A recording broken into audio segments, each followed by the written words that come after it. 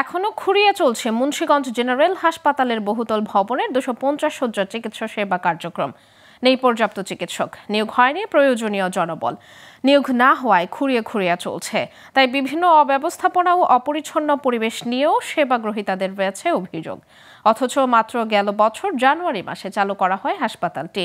এদিকে সব সমস্যার সমাধানে পদক্ষেপ নেওয়া হয়েছে বলে জানিয়েছেন হাসপাতাল কর্তৃপক্ষ। মুন্সিগঞ্জ থেকে মোহাম্মদ রাজিবুল হাসান জুয়েলের তথ্যচিত্রে ডেস্ক রিপোর্ট। মুন্সিগঞ্জ জেলার 18 লাখ মানুষের চিকিৎসা সেবার একমাত্র ভরসা মুন্সিগঞ্জ জেনারেল হাসপাতাল। বিপুল জনগোষ্ঠীর সেবা নিশ্চিতে একটি আধুনিক 6তলা ভবন নির্মাণ শেষে হাসপাতালটি 100 শয্যা থেকে 250 শয্যায় উন্নীত করা হয় 2023 সালের জানুয়ারিতে। কিন্তু 100 শয্যার লোকবল দিয়েই চলছে 250 শয্যার চিকিৎসা সেবা। এতে বিড়ম্বনায় পড়ছেন সেবা নিতে আসা রোগী ও স্বজনরা।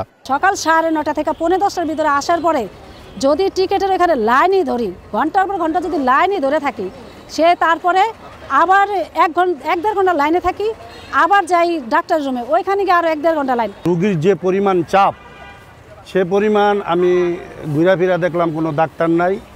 দ্বিতীয়ত পরিষ্কার পরিচ্ছন্নতা খুবই নগণ্য। আমার মা অসুস্থ হয়েছে, অসুস্থ হওয়ার পরে আমি হাসপাতালে নিয়ে আসছি ইমার্জেন্সিতে। আপনি বেডে ভর্তি করান, বেড দিছে, বেড নাই গা হাসপাতালের উপরে 250 সিটের বেড, 500-600 রোগী, বেড পাবো কোথায়?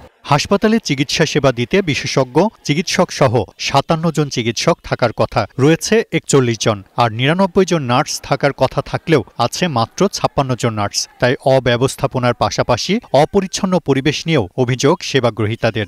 আমি মাত্র কিছুক্ষণ আগে গিয়ে দেখে আসলাম যে টয়লেট এত নোংরা, ওই জায়গায় গেলে আমরা যে চিকিৎসা নিতে আসছি এই জায়গায় সুস্থ হওয়ার জন্য, ওই জায়গায় গেলে এইভাবেই একজন সুস্থ লোক অসুস্থ হয়ে যাবে। ভর্তি করেছি রবিবার দিন, কিন্তু তার কোনো সুচিকিৎসা পাইতেছি না। আমাদের 250 শয্যা হাসপাতালে মুন্সিগঞ্জে যে পরিমাণ ডাক্তার থাকার কথা, নার্স থাকার কথা, কর্মচারী থাকার কথা, ক্লিনার থাকার কথা, ওগুলো নাই। এদিকে জনবল সংকট সহ বিভিন্ন সমস্যা সমাধানে উদ্যোগ নেওয়ার কথা জানালেন হাসপাতালের তত্ত্বাবধায়ক। আমাদের যে পরিমাণ জনবল দরকার, একটা আইসিইউ রান করাতে গেলে বা পরিচালনা করতে গেলে যে পরিমাণ জনবল দরকার, এই জনবলের আমাদের যথেষ্ট কম আছে। এই জনবলের অভাবে আমরা আইসিইউটা পুরোপুরি চালু করতে পারতেছি না। যদি জনবলটা আমরা পেয়ে যাই, তাহলে ইনশাল্লাহ আমরা আইসিইউটা চালু করতে সক্ষম হব।